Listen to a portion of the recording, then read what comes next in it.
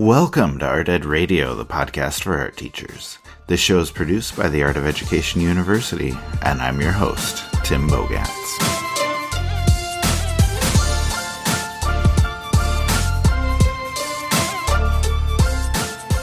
Now, we had a pretty good show planned already, but I think it's worth pushing off for a little bit because I really do want to talk a little bit and share some thoughts on what happened with the Notre-Dame Cathedral last week.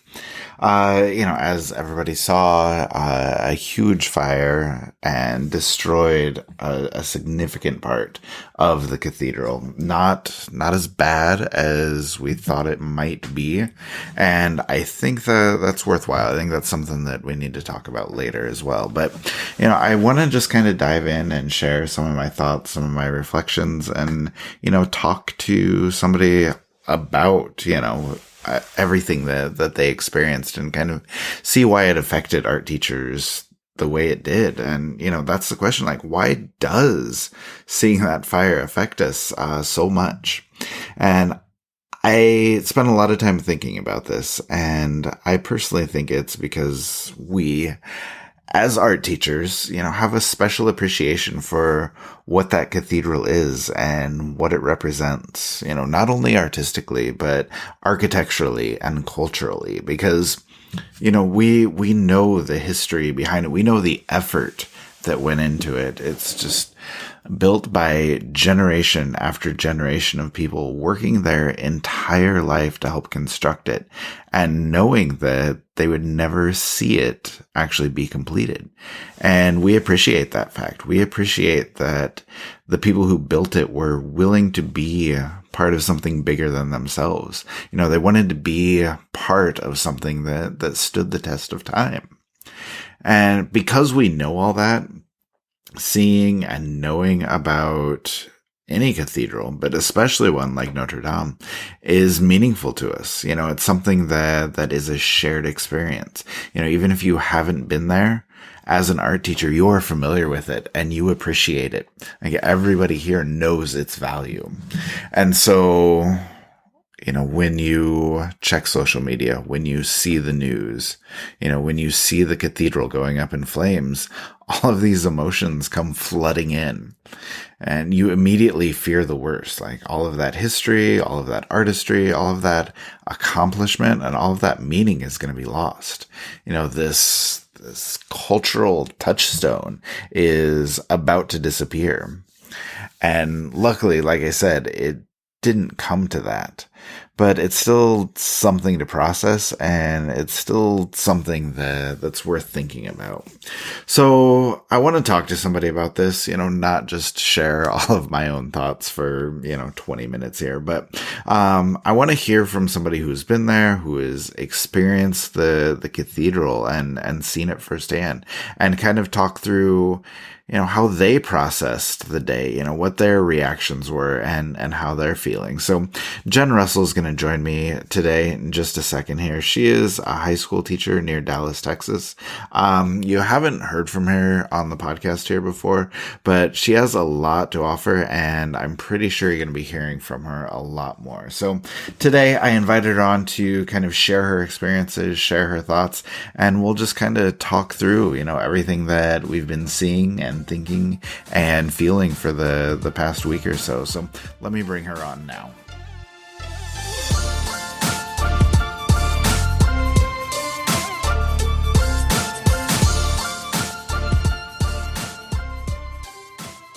All right, and Jenn Russell is joining me now. Jenn, how are you today? Good. How are you? I'm doing well. I am excited to talk to you. As I just said, I appreciate the perspective of somebody who's visited Notre-Dame, who's been there before. So I just wanted to have a quick conversation with you. And I guess to start out with, can you just kind of tell us your experience with visiting the cathedral, with seeing it for the first time, what it was like to be there and to take it all in?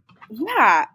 We went in December of 2014. Gosh, this seems like so long ago, but Oh my gosh.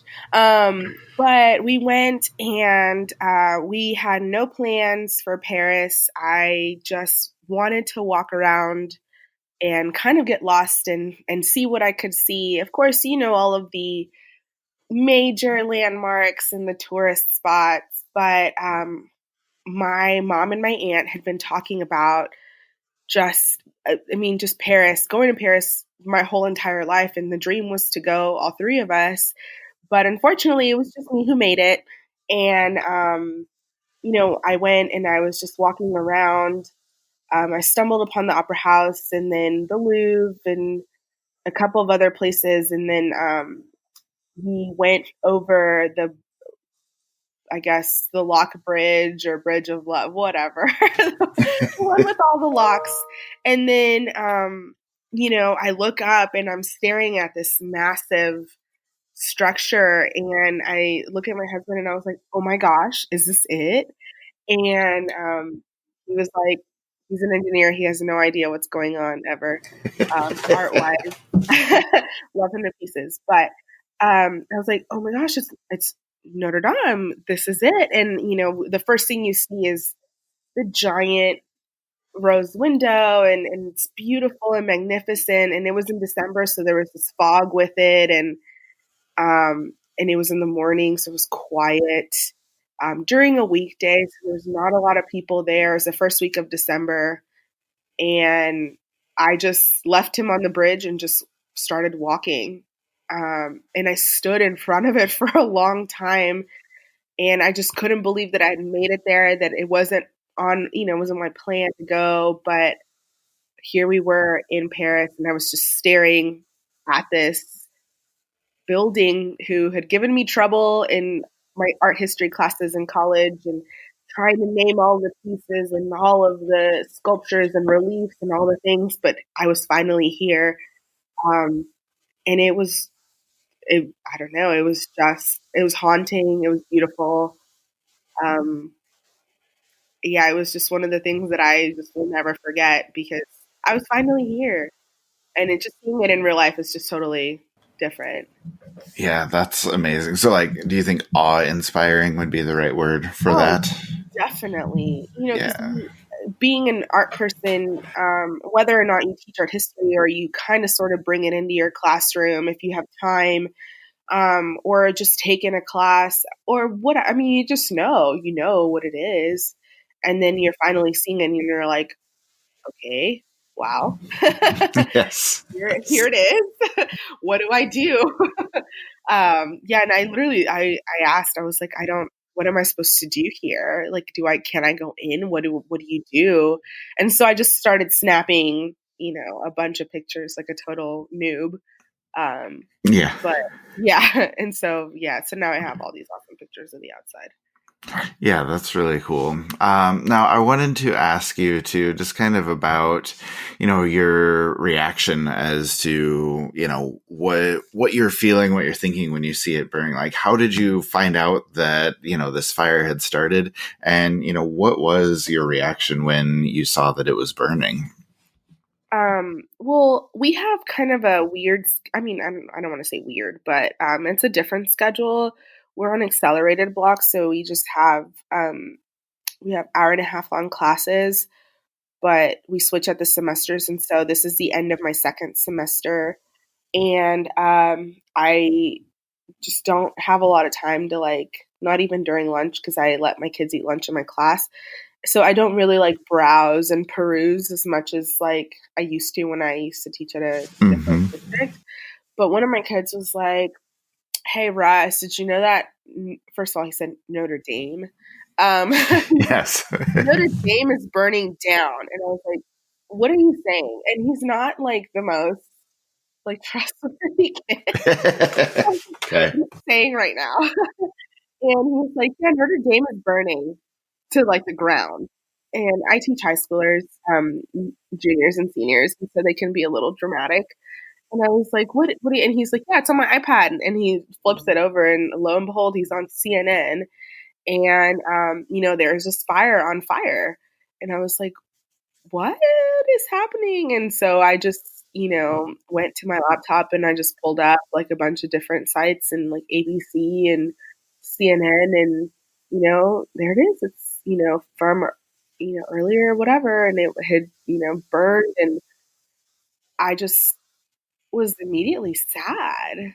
Um, Mm-hmm. any time that something happens to something historical but a church, a cathedral, something that has seen things, history, it's a piece of art. It's just very different. And so I was very sad about it. Um, yeah, I was just very, very sad. Yeah, and I think that's kind of the overarching reaction from people was just sadness because like you said this building has seen a lot. It's been around for centuries, and like just knowing that it just stands as like a testament to construction and artistry and craftsmanship. And like, do you think that's the reason that art teachers reacted the way they did? Like, is it because there's sadness everywhere, but I feel like it kind of hurt like as an art teacher because Oh, yeah. we're losing this history, we're losing the everything that it means, that this Right. And I cathedral think means. And oh no, go ahead. oh, I was just gonna say, like, do you think that we have kind of a special connection to the cathedral as art teachers, even if we haven't visited there? Is it just like the appreciation we have for everything that it represents? I definitely think so. I mean, there are things that double dip in just different subjects. This is a piece of architecture and a historical piece, but for me, first and foremost, it's a piece of art. And Mm-hmm. so, anytime we lose a piece of art, or we always watch those videos of like the kid bumping into the priceless art piece, and then it tears, and you're just like, Yes. but this one is, it belongs to the world. It's not in a museum. It's its own museum. And it's first and foremost a piece of art that belongs to history. That happens to be a building that happens to have all this historical significance and this architectural prowess. But to me, it will forever be a piece of art. And that is why I think it hurts a little bit more for us because we just think of all of the just all of the things that are in it. I mean, what would happen if the Sistine Chapel burned down? Mm-hmm. What's the first thing you would think about? So it's kind of the same thing. It's just all of the art that goes with it. I mean, to me, it's first and foremost a piece of art and everything else secondary. Yeah, I think that's really well said. And yeah, I think that appreciation we have of everything that goes into it is, yeah, it's something that we try and, pass on to our kids as well. And, I wanted to ask you about that too. You talked about eating lunch with your kids, like when you're talking about this, either on that day or in the days after, like, what do you tell your kids? Like, what is the discussion like in the classroom? Like, how do you share your experience with them? Like, what do you want them to know about it? Well, we talk a lot about because I have juniors and seniors, and then I have AP. And for us, one thing that I've been really grateful is that my AP kids are really, really open. And not only are they open towards what I have to say, but what towards their classmates have to say. And they're very respectful of just different beliefs and ideas and ideals. And, just they're very, sorry, my email keeps going off. They're very just open. And we talked about this in, because they were like, well, it's a church. So, and they were just having a little bit of trouble putting together the idea of, can you still appreciate it even if you're not of the faith? How does that work? Can you go? But it's a tourist thing. And so they were just kind of having a little bit of trouble reconciling all of that. Mm-hmm. And so we just talked about that this is something that what I said was, I just feel like, this was on my list of things to see. And, I always encourage them to just have this ongoing list of things that they want to do. And, and let it be never ending. And as you cross one off, add another, so that you're constantly striving towards something. But we talked about it just being something that I've always wanted to see, to honor my mom and to honor my aunt and just their struggle to raise kids in a country that wasn't their own. And this was on their list of dreams that I'm fulfilling for them. But we talked a lot about too, just the history behind it and, the artistry and just Paris itself. And we did talk a little bit about just faith and how you get there, and could you just go and sit through a mass, and what would that mean, and how would you feel, and how would you take that in? So we had a pretty good chat about it. I showed them pictures. Of course, I'm smiling like a loon in all of them. I'm like borderline crying in one, and I'm just like so dumb excited to be there. And then I took some, because they had it like boarded off, and they were still doing construction on it in 2014. So part of it was boarded off.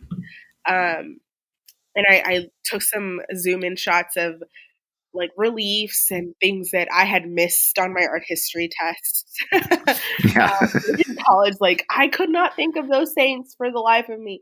And so, and I mean, we talked about it, and we just talked about the fact that this was, for me, more than just a religious significance. It was just a culmination of things that I've been hearing for my entire life. Like I'm telling them, or like they've heard of the Mona Lisa for forever, and then they finally go see it and they're like, she little, actual comment from one of my kids, she real little. And so, but they've been hearing about stuff like this for their entire life, just like I've been hearing about Notre-Dame. And they take French, and the French teachers were like beside themselves, and they teach them how to say it correctly, which I really appreciate. And so that's what I told them. I'm like, if this is on your list, you can still go see it.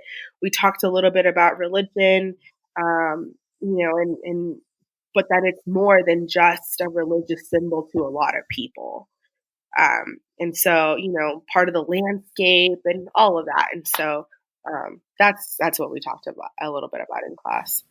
No, I think that's perfect, because I think a lot of teachers are kind of searching right now on, how to talk about it, what to discuss with their students. And so, I think, it's part of the reason I wanted to chat about this with you, but just being able to kind of share your experience with us and, being able to help us put all this in context, I think is really appreciated. So, we'll tell you thank you, Jenn, and it was great to talk to you, and we hopefully can have you back on the show again soon.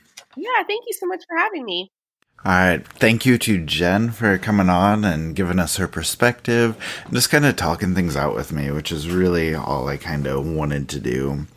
And to wrap things up, I guess I want to look at the positive side of things, because that's just kind of how I am personally. And I think there is a lot to be positive about, as scary as it was to kind of see things, go up in flames. And like I said, as we start to immediately fear the worst, but, as things settle down, and we get a clearer view of everything that's gone on, there is a lot to be positive about. The rose windows, the amazing stained glass, survived. A lot of the sculptures, the artwork, the altar were all saved, and there's some great stories about exactly what they did to, get all of the artwork out, get it into a safe space. And I think being able to hear about that is a very, very positive thing. And, I think looking forward into the future is another reason to be positive. Just the pride that the French people take in preserving their culture, I think is amazing.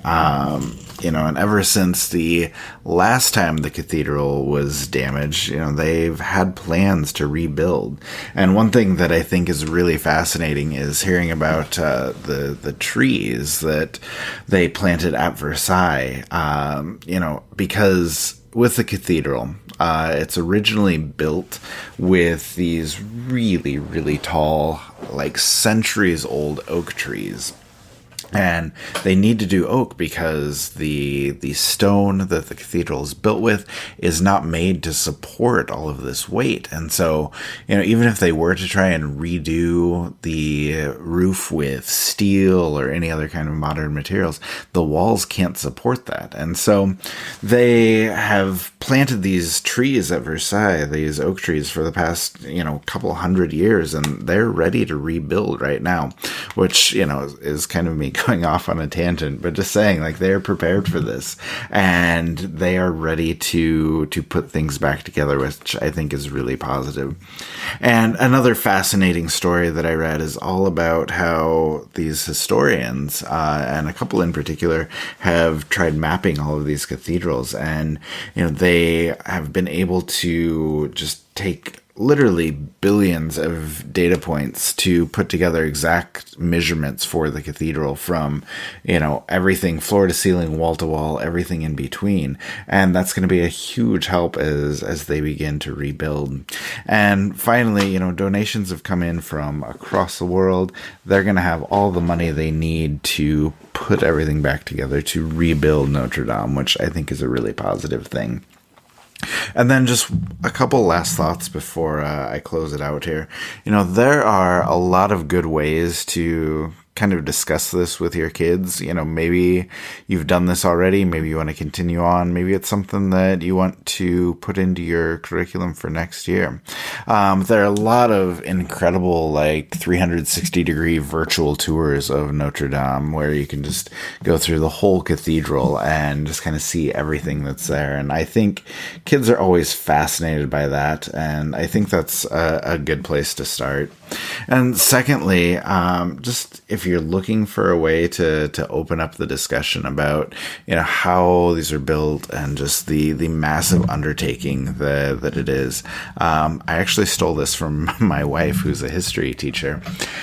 When she talks about it, and then when I was talking about it in my classroom, she always has this great anticipatory set that asks kids, would you be willing to spend your entire life working on a project that you would never see finished, and she doesn't tell them what it's about, but she has them write a little bit to kind of get kids interested and kind of intrigued about what's going on. And it opens up the discussion on everything that goes into building a cathedral and just the massive amounts of time and effort and resources that go into those, and really kind of helps kids appreciate exactly what they're seeing there. And I think that's something worthwhile that we can take into our art class.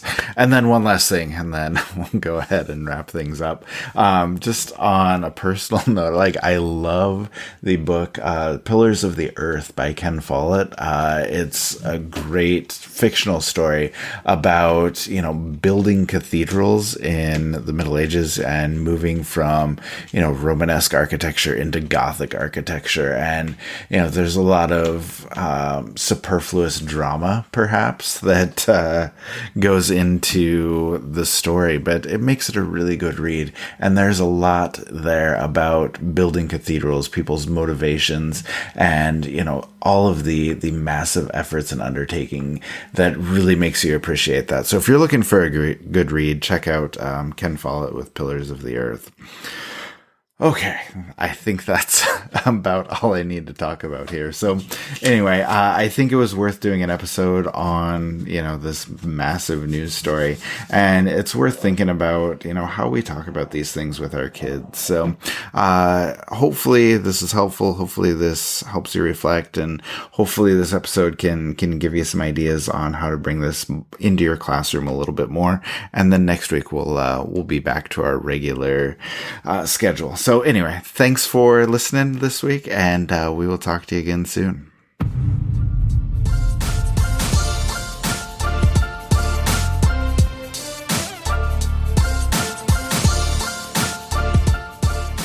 Art Ed Radio is produced by the Art of Education University with audio engineering from Michael Crocker. As I just said, thank you as always for listening, and we will be back next week.